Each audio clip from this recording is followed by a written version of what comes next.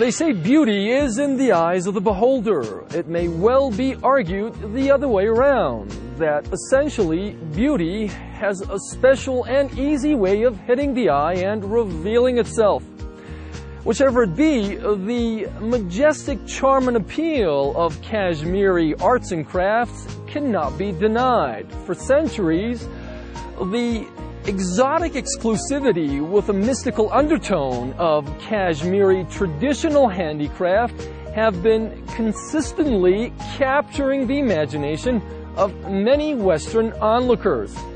From the Indian-ruled Kashmir, here's Press TV's Shahanabat reporting. Handicrafts of Kashmir are known throughout the world for their artistic quality and grandeur. It is said that the art in Kashmir is the gift of Persia, which came to the land by Sayyid Ali Hamadani some 600 years ago.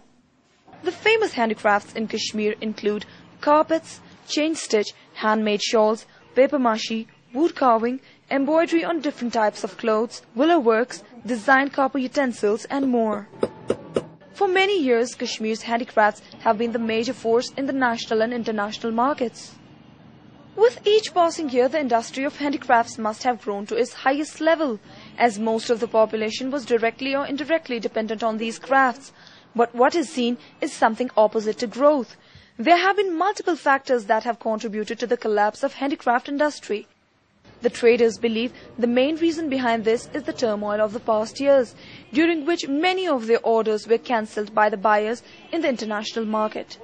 Before turmoil, it was we had customers from all parts of the world. Now we have limited customers that from the other part of the country. Very few foreigners come. However, the government claims that the handicraft industry is among the few industries that could survive the turmoil. There has been some decline, but it has not been so pronounced. Despite this turbulence and other things, this is the sole craft which has survived. Handicraft activity has survived during this period also. People related to this industry say no concrete steps have been taken by the state government, especially after 1989, to increase the productivity of this sector. Parvez, a 40-year-old paper mache artisan, has inherited this art from his ancestors. But he does not want his children to continue it, as he says it won't help their survival. I earn $2 to $3 a day.